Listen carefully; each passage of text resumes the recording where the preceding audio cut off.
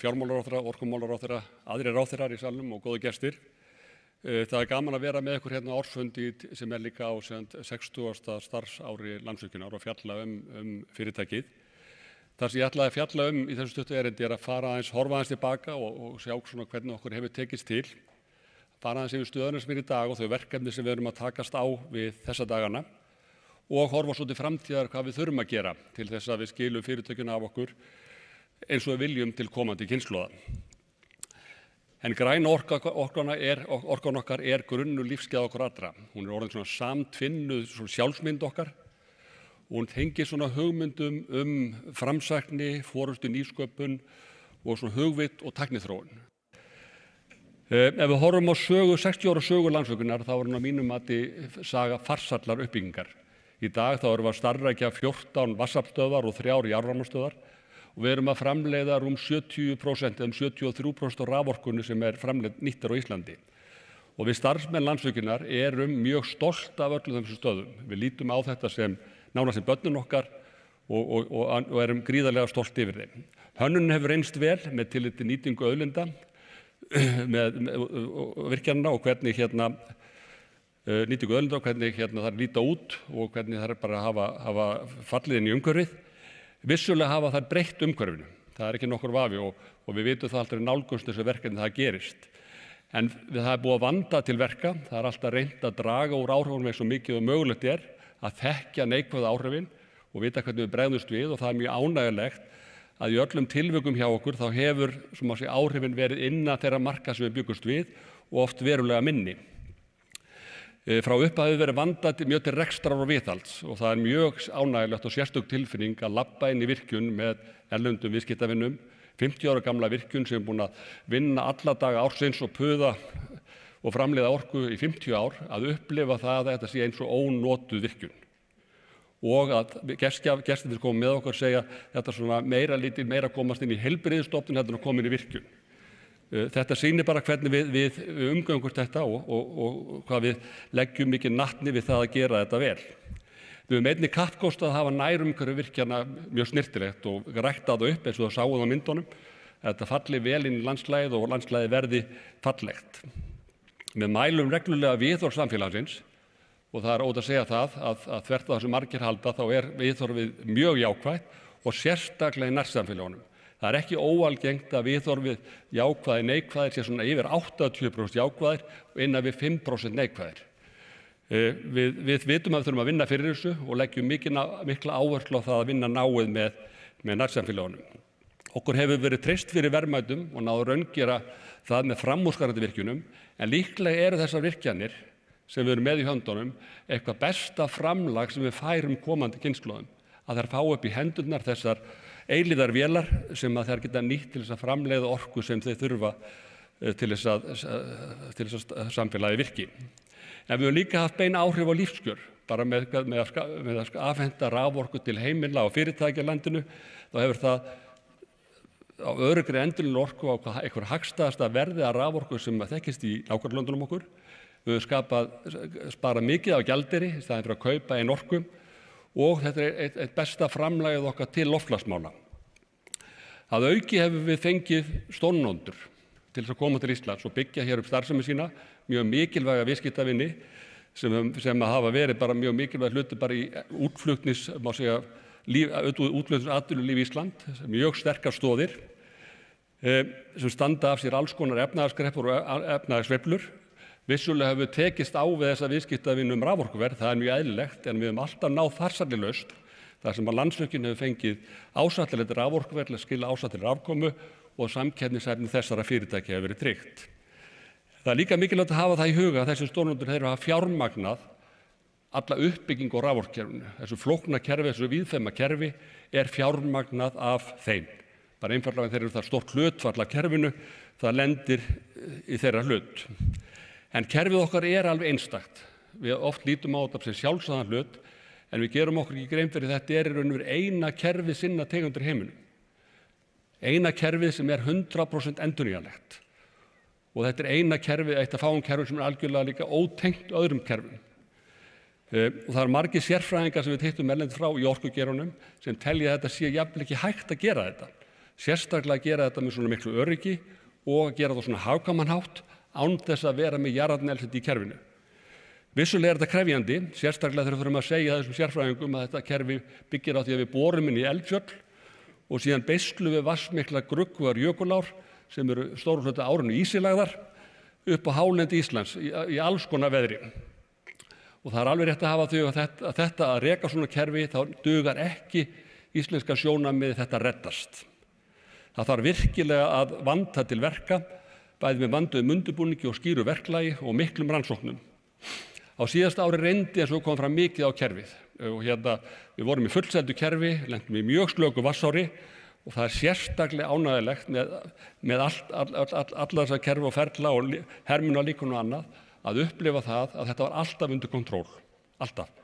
Vissulega þurftum við að beita öllum úrræðum sem við höfðum en við komumst í gegnum þetta og stóðum við allar skuldbindingar fyrirtækisins sem eins og maður vonar að maður geti gert, því maður vil heldur líka nýta kerfi vel, en það gerist þegar við lendum í sem fullselt kerfi, hámarksafkostum í lágmarksinneyrslu.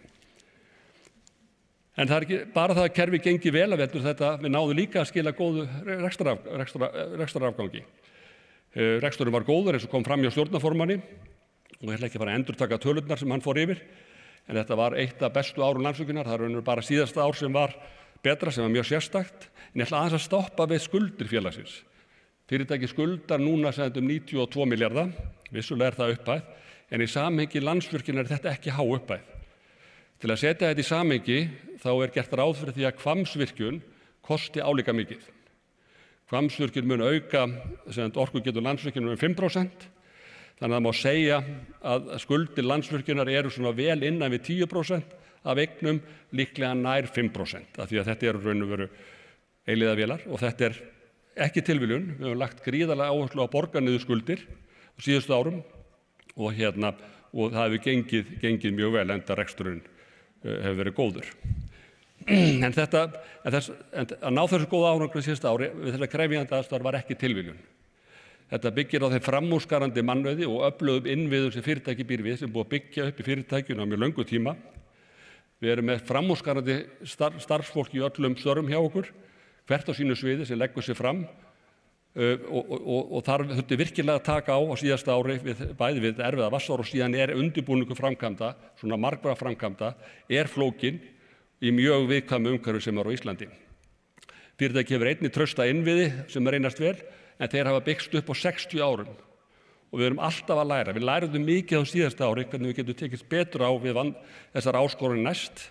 Því að þegar menn eru í svona síbreytilegum umhverfi sem stýrist af náttúrunni, þá er alltaf að breytast hvað við erum að takast á við. Og ég verð að segja það að ég er mjög stoltur af því samhenta hópi sem vinnur á Landsvirkjun og hefur unnið frá fyrirtækinu og stofnið þess og ég fullir að verklag okkar og árangur stenst allan samanburð við fremstu orkufyrirtæki í heiminum. En það er líka, eins og kom fram hjá fjármálaráðherra og stjórnarformanninum, þá hefur þetta gert okkur kleift að borga bæði arð og svo þurfum að borga mikla skatta. Og það er áhugavert að setja þetta í samhengi.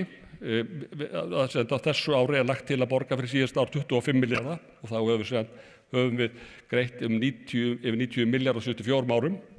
En á sama tíma erum við líka búin að borga í tekjuskatt 60 milljarða. Þannig að samanlagt þetta 150 milljarða sem fyrirtæki að skila beint til samfélagsins ofan að það að búa til útflutningstekjur gegnum að flytja raforku út með vörum stórnota og ofan á það að við séum að skapa lífskjör á Íslandi með að skaffa ódýra raforku til heimila og smærri fyrirtækja. Þannig að ef þetta allt sett í samhengi þá held ég að við getum sagt að við séum að gera okkar til þess að styðja við samfélag og við erum mjög stolt af þessu framlagi fyrirtækisins. Að lokum má segja að við gerðum margt annað en að borga þetta. Við lækkuðum líka skuldur 90 milljarða á þessu tímabili. En ég verð þó segja, þó að þessi háa tölur, þessar arðgreiðslur, að þá ef við horfum á eignir fyrirtækisins og raunverulegt eigið fé sem eigandinn á í fyrirtækinu, að þá er arður sem hlutfall af eignum eða hlutfall af eigið fé ekki hár í fyrirtækinu. Og ég held að við þyrftum að gera betur, enda erum við ekki búin að semja við alla viðskiptavini fyrirtækisins. Það mun breytast heilmikið þegar við ljúkum samningunum við þann síðasta. En ef við farum aðeins í nútímann hvar við erum í dag, að þá eins og við líka komið á fram, þá staða raforkukerfisins mjög krefjandi. Á á síðasta ári, sérstaklega þegar það lendir saman með lélugu vatnsári. Við erum að stefna inn í betra vatnsár. Að vísu getur margt breyst í sumar en vorið hefur verið gott, þannig að við vonum að það muni verða, það sérstaklega þegar það fer saman þetta fullseldakerfi og lélegt vatnsár þá komu upp áskoranirnar, en þetta gæti gengið betur ef við fáum gott vatnsár. En okkur hefur ekki tekist að auka orkuvinnslu í takt við þarfir samfélagsins, þrátt fyrir við höfum ítrekað á fundum hér og í ræðu og riti í samtali við stjórnmálamenn bent á þörfina að við þurfum að auka orkuvinnslu ef við ætlum að ná markmiðum okkar orkuskipti og við viljum hafa öflugan hagvöxt í samfélaginu. Og það sem við erum að sjá að þetta hefur haft mjög neikvæð áhrif á okkar mati. Orkuskiptunum hefur seinkað, raforkuverð til almennra notenda hefur hækkað, útflutningsfyrirtæki sem nýta raforku ekki gert að kleift að vaxa og hafa ekki getað tekið starfa í þeim mæli sem þau vilja. Jóna, samstarfskona mín, mun koma eftir og fara yfir í hvað ógöngum við erum komin með leyfisveitingaferlið og hvað við teljum að sé til ráða. En við erum að fara í umfangsmiklar framkvæmdir eins og komið fram, 4 stórar framkvæmdir. Hvammsvirkjun, fyrsta skipti við byggjum virkjun í byggð, verður mjög krefjandi. Fyrsta vindorkuverið sem við erum að reisa núna upp við Vaðöldu og svo að stækka Þeistareykjastöð sem hefur gengið mjög vel og síðan að stækka Sigöldu. Það ætlum að stækka stöð sem er í rekstri en okkar mikilvægasta stöð sem við ætlum að bæta við 65 megawatta túrbínu. Allt mjög krefjandi verkefni sem okkur hlakkar mikið til að takast á við og munum vanda til verka. Og vonandi verða ekki frekar hindranir á þessum mikilvæga verkefnum en því að svo sannarlega þörf á þeim í samfélaginu. Ég vil líka taka undir það sem kom fram hjá fjármálaráðherra að það er mikilvægt líka að við og stjórnmálamenn finnum leiðir til þess að auka jákvæð áhrif virkjanna í samfélaginu. Það er mikið ákall eftir því frá orkusveitarfélögunum. Þau hafa heilmikið til sín máls þó að sé vissulega heilmikinn ávinningur sem er nú þegar skilinn eftir, að þá þarf að auka hann og það þarf líka að tryggja að hann skiptist jafnar. Það er ójöfn skipting í dag í mörgum tilvikum sem að er ósanngjörn. En það þarf bæði að auka þær og líka að tryggja sanngjarnari útskiptingu. En ef við horfum til framtíðar þá er þetta mikilvægasta sem við þurfum að gera sem samfélag sem hefur skort í fortíðinni. Við þurfum að hafa skýra sýn á framtíðar orkuþörf samfélagsins ef við ætlum að byggja hann upp á endurnýjanlega orku. Endurnýjanleg orka tekur langan tíma að byggja og undirbúa, þannig að ef við ætlum að láta hann uppfylla þarfir samfélag sem er í vexti þá þurfum við að hafa skýra sýn, fyrst og fremst til næstu 10 ára, þar sem kannski þau verkefni sem við þurfum að vinna að á hverjum tíma, en við þurfum líka að hugsa til svona 25 ára sem er svona kannski meira svona hvað mögulega við viljum gera ef að tækifæri og annað verður til staðar og þá þurfum við meira kannski ekki að útiloka kostir sem gætu þurft að koma þar inn. Þannig erum við bæði að horfa til markmiða orkuskipta sem við sett okkur háleit markmið og bara almennan vöxt í samfélaginu en líka hvernig við viljum nota raforkuna til að styðja við hagvöxt og útflutningsdrifin hagvöxt með störfum sem að borga há laun. Orkuþörfin mun vaxa umtalsvert, sama hvernig það mun þróast, því bara orkuskiptin ein og sér munu þurfa það. En það er hins vegar mikilvægt að við gerum okkur grein fyrir því að orkuskiptin eru krefjandi. Orkuskiptin verða alltaf mjög krefjandi ef að þau kosta mikið. Og við erum að sjá þá út allan heim að orkuskiptin er að ganga hægar þau þurfa út frá loftslagssjónarmiðunum, loftslagsskuldbindingunum, einfaldlega vegna þess að jarðefnaeldsneytið er of ódýrt og nýju lausnirnar eru of dýrar.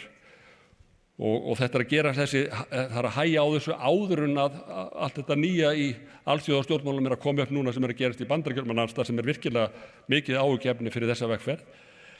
En við þurfum virkilega að finna leiðir til þess að gera orkuskiptin hagkvæm, fókusera mjög á þær leiðir sem eru hægt að nýta þar til dæmis með beinni rafvæðingu og einnig að þróa aðrar lausnir og ná þar kostnaðinum niðri. Til næstu 10 ára þá eru held í flestir sammála hvað þarf á orku. Þessar sviðsmyndir sem er búið að greina bæði af Landsneti og Orkustofnun og við höfum gert greiningar að þá er talið miðað við þegar forsendur við höfum orkuþörfin muni aukast 25%. Orkuþörfin muni aukast 25% eða svo cirka 5 terawattstundir sem er alveg viðráðanlegt.